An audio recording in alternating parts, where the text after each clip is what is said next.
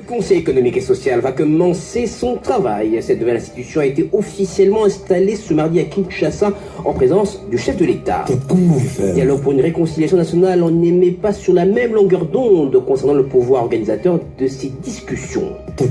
Rapatriement des ex-rebelles M23 en Ouganda, l'ex-mouvement rebelle accuse la délégation de Kinshasa présente à Kampala de procéder à un rapatriement forcé, ce que rejette le gouvernement de la RDC. Les Congolais pourront constater une réduction du taux de délestage à partir d'aujourd'hui. La SNEL effectue des travaux pour améliorer la desserte en électricité. Voilà pour le sommaire. Top Congo FM, le journal vous est présenté par Eric Ambago. Bel et bien le secrétaire général du mouvement de libération du Congo, de Jean-Pierre Bemba Ramazani Baya, secrétaire général adjoint en charge de l'idéologie. La confirmation est de Jean-Jacques Boungani, qui est représentant du MLC au Benelux. Il affirme que le document qui a été lu il y a quelques jours par Jacques Djouli, inspecteur général du MLC, est authentique. Jean-Jacques Boungani. Les documents qui ont été rendus publics faisant état de la nomination du nouveau secrétaire général du MSC en la personne de l'honorable Elva Zaïba sont authentiques. Ce sont des documents qui ont été émis, signés par le président du MSC Jean-Pierre Bemba, malgré qu'il soit retenu à la haine. Il est important que vos auditeurs sachent que tout document qui entre et qui sort à la prison de Scheveningen passe par le greffe de la Cour pénale internationale.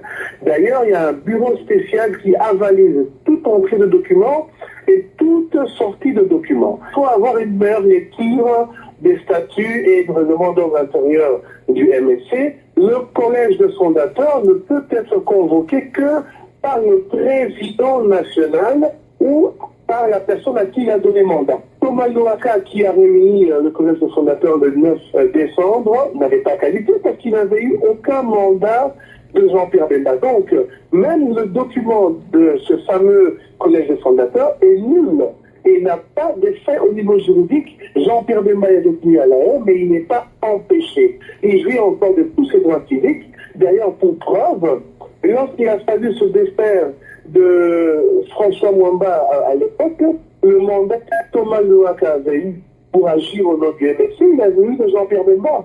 Vous savez ce que craignent aujourd'hui les trois personnes qui sont dans ce gouvernement, c'est d'être rapidement révoquées par le chef de l'État dans les mois à venir, parce que le gouvernement de cohésion nationale a pour essence d'avoir pris des partis politiques de l'opposition.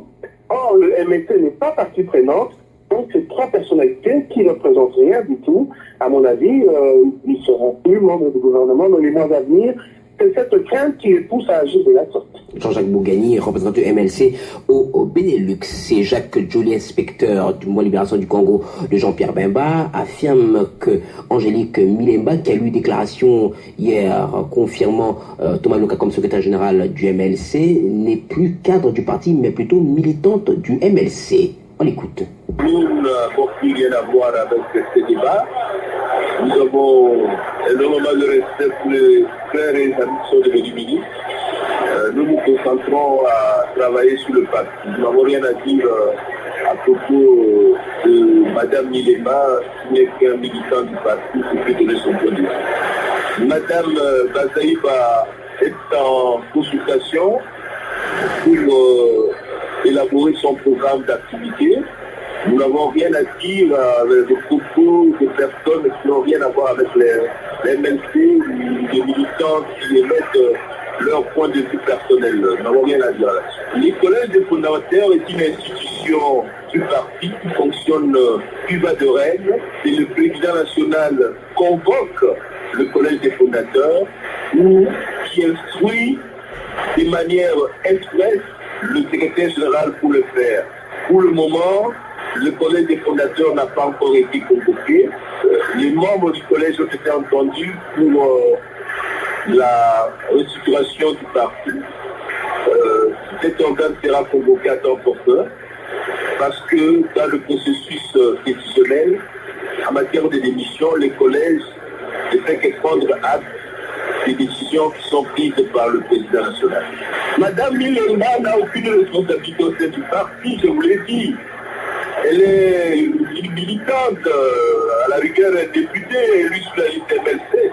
Son point de vue n'a s'engage qu'elle-même, elle n'a aucune responsabilité. Il y a un secrétaire général adjoint chargé des questions idéologiques, c'est l'honorable Ramazani Baya. C'est ce que nous avons à répondre à des points de vue des individus.